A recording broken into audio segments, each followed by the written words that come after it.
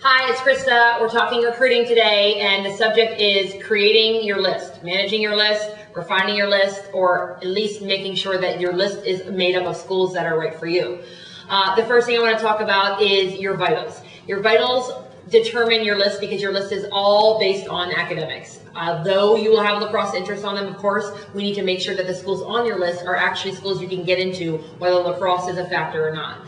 So you have your vitals, which include your GPA or whatever your school does, plus your SAT or your ACT scores. 2012, you guys should be taking your tests within the next month if you haven't taken them already. And we need to know those scores as soon as you find them out. The way your list is organized is by likely schools, schools that you can probably get into, target schools, schools that you should get into, and reach schools, schools that you might need an extra hook to get into, but that academically you're not going to be so far out of reach. That's if you have really good, scores on your SATs, maybe that kind of let you reach into that category.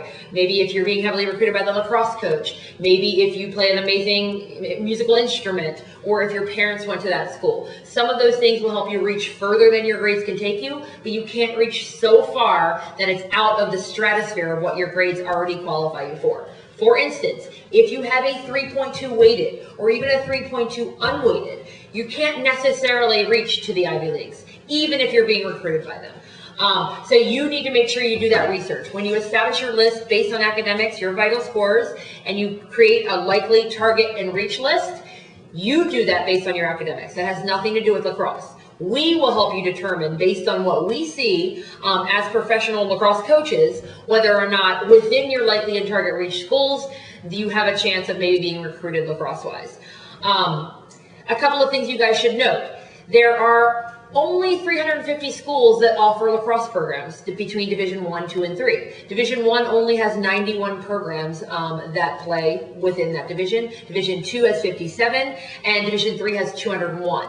So if you look at that broad scale, there are so many more chances to play at Division 3 schools than there are at Division 1 schools.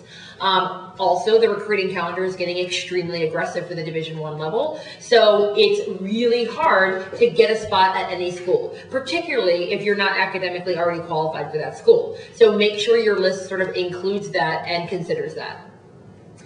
Most D1 schools, and this is really hard to say because it's so different than last year and certainly different from the year before, will be done their recruiting by January 1st. It's hard for me to even say that, but it is the reality that we're dealing with. It makes the November tournaments highly critical for showcasing, and it makes you guys defining your list, communicating your list really, really, really important right now. In terms of coming up with schools on your list, you want to figure out what do you want, and you do that by researching schools, or seeing, do you want a school in the north, do you want it in the east, do you want it in the west coast, do you want it in the middle of the country, do you want a big school, a small school? Do you want seasons? Do you want it to be really nice all the time? A lot of these things, determine what kind of academics do you want. Those are things you have to think about now as you create your list. For those of you struggling to find schools that you're interested in, if you find one school that you're really interested in, check out their lacrosse schedule, see who they play. That'll give you another idea or more ideas of schools like that school. So make sure you start kind of piling up schools that you're interested in. Of course, the next step, once you have a list that's really great for you, which you can communicate with us, of course, is to reach out to those coaches. And 3 ways to reach out to those coaches or to get on their radar is obviously 1, to fill out their online questionnaire, if they have it, for every level of play. 2 is to introduce yourself to the college coach with either a cover letter or a resume. That's kind of the first major step in dealing directly with the coaches. And finally, to send college coach updates, emails, and pre-event and post-event emails, which you guys will learn about at a future date. It's really important you guys start with this list. And even if you don't want to play lacrosse in college, start doing this stuff now so you get to know yourself and discover what you want over the course of the next couple months and even maybe the next year. We're out today. We'll see you again on Friday for more recruiting. Call us if you have any questions or email us. Bye.